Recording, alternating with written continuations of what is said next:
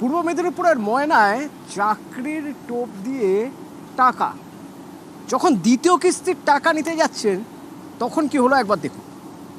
পয়সা আমি খাবো, বুঝছো? ওই ওই জিনিসটা আমার মনের মধ্যে না। মনের মধ্যে নাকি তুমি কি কথা থেকে বাবলু, তুমি 10,000 টাকা লিচো দিতে পারো নি, এবার ভোরবেলা এসে তুমি মানে আবার টাকার তরে আসছো। তোমার চাকরি দেওয়ার কি যোগ্যতা আছে তোমার? দাদার নাম ভাইয়াও খেতে যাই। আরে এটা জটিলতা করো না, ওকে বল চাকরি দেওয়ার কোনো যোগ্যতা আছে তোমার? 2 ঘন্টা ধরে এই জটিলতা মানা যায় না, একটা কোনো তুমি মিডিয়েটর হিসাবে তুমি টাকা দিয়ে এলো, আমি তুমি টাকা দিয়ে এলো, তুমি বাড়ি যাও। হ্যাঁ? আমি কথা তোমার টাকা করে তোমার টাকা কি করে আমাকে কত যায় না, একদম সে কি মেনে নেয়? প্রশাসনিক বিভাগের হাতে তুলে দিয়ে টাকা যা করবে করবে। আজকে রাজনীতিটা বড় কথা না। তোমাদের মতো লোক আছে বলে সমাজে দুর্বৃত্তরা, সমাজের মতো দুর্বৃত্তরা আছে বলে এরকম বেড়ে যাচ্ছে। শুধু তুমি নয়, আজকে আমাদের গ্রামে কমসে কম 2 কোটি টাকা উঠছে এই চাকরি দেওয়ার নাম করে। আমি কথার মাঝে বলতে আমি কথার মাঝে কথার মাঝে কি হ্যাঁ। তুমি টাকা হ্যান্ড ওভারটা কার নামে হচ্ছে?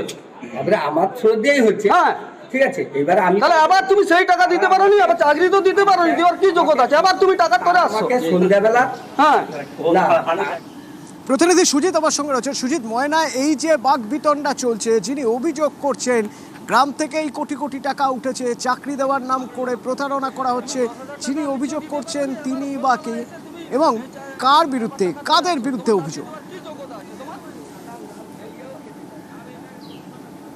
দেখো, যে অভিযোগ তিনি সরাসরি করছেন এবং যে মুজলেখা যিনি লিখেছেন তিনি কিন্তু সক্রিয় তৃণমূল কর্মী এবং ময়না পঞ্চায়েত সমিতির মৎস্য কর্মাধ্যক্ষের ভাই। অর্থাৎ কিনা এই ঘটনার সঙ্গে রাজনীতি থাকুক বা না থাকুক, বিষয়টা হচ্ছে যিনি অভিযুক্ত তিনি কিন্তু একজন তৃণমূল নেতা এবং তার বিরুদ্ধে যে অভিযোগ তিনি চাকরির টোপ দিয়ে অতনু দফায় দফায় টাকা তুলছেন এবং সেখানে এই যে অভিযুক্ত ব্যক্তি আজকে দ্বিতীয় কিস্তির টাকা নিতে এসেছিলেন এবং চাকরি সেখানে টোপ, আর ডিসেম্বরের মধ্যে সরকারি চাকরি তিনি পাইয়ে দেবেন এমন কথা বলে এই যুবকের কাছ থেকে টাকা নিয়েছেন এবং আজকে দ্বিতীয় কিস্তির টাকা নিতে এসে একবারে আটকা পড়লেন। কেন না, এই মানুষজন তাকে পাকড়াও করেন যে টাকা তো নিচ্ছেন, চাকরি কোথায়? এই যে বিষয় সেটা কিন্তু আবার সেই ময়নাতে এবং সেই ময়নার এই যে ঘটনা তা নিয়ে কিন্তু তৃণমূল সরাসরি জানিয়ে দিয়েছেন যে হতে পারে তিনি তৃণমূলের কর্মী বা তৃণমূল করেন, কিন্তু এর সঙ্গে কোনোভাবে রাজনীতি যুক্ত নয়, তৃণমূল তো যুক্ত নয়। উল্টে যারা অভিযোগ করছেন তাদের পাশে তৃণমূল দাঁড়াতে চাইছে। আসলে গোটা বিষয়টি নিয়ে শোরগোল শুরু হয়েছে ভোটের মুখে এরকম একটা সময়ে, যখন কিনা দেখা যাচ্ছে বাড়িতে আটকে এই ধরনের অভিযোগ যদি ওঠে এবং তার যদি কোনো, যার বিরুদ্ধে অভিযোগ তার যদি কোনো রাজনৈতিক পরিচয় থাকে তাহলে তো তা নিয়ে শোরগোল হবেই। ধন্যবাদ সুজিত।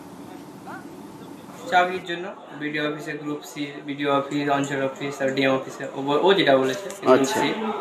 আর যেটাতে আমি যেহেতু অল্প টাকা দিয়েছি আমি রিস্ক নিয়েছি, রিস্ক না নিলে ব্যবসাতেও রিস্ক হবে, রিস্ক না নিলে কিছু করতে হবে। ওই তো আমার কাছে 10,000 টাকা ডিসেম্বরে নিয়েছে, বলছে ডিসেম্বরের মধ্যে চাকরি দেবে, আমরা জানুয়ারি 1 তারিখে ফেরত দিবে, তো দিল না। তারপরে বারবার যখন ফোন করি, আজ নয় কাল, 1 সপ্তাহ করে টাইম নিচ্ছে।